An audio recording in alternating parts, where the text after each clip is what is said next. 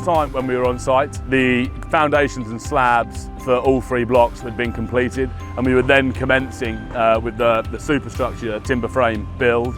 Obviously that's now been completed. We're now moving up the superstructures onto the 1st and 2nd floors of all of the plots.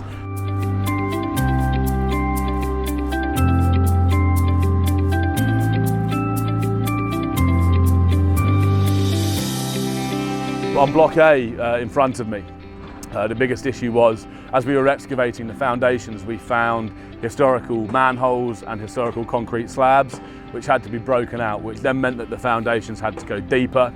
As a result of that, the foundation had to be redesigned ever so slightly to incorporate some steel reinforcing into the existing foundations as they went deeper and wider than initially anticipated, and therefore needed strengthening with the steel reinforcing.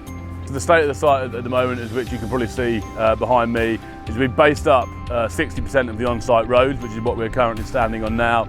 The curb braces in, the mains sewers have been installed underneath the road gullies are in, the inspection chambers are in, to the point where we're ready to make the mains connection into the public sewers.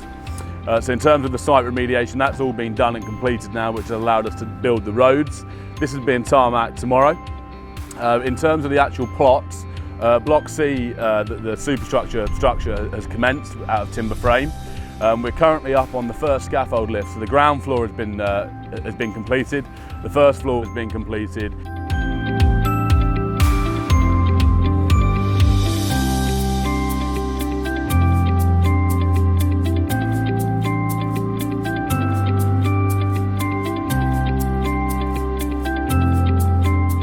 Block B, to my right hand side here, the substructures, foundations have all been completed, the ground floor slab has been completed,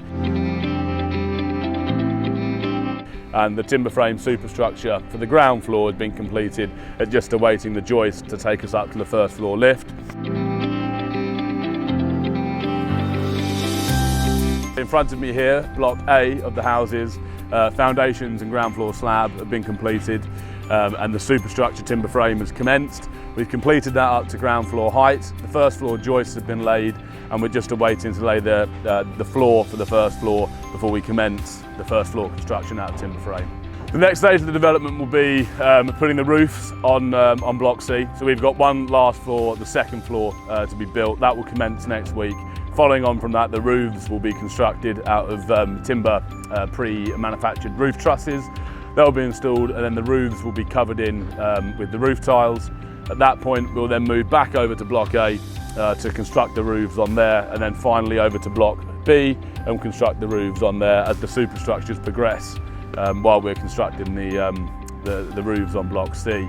Once that's been completed, the windows and the brick facade for the final element of the superstructure will commence, which will then allow us, when we're watertight, to begin the internal works with the first fix electrics, plumbing and joinery. And then once that's completed, it will be plastering and then into the finishing stage of the development.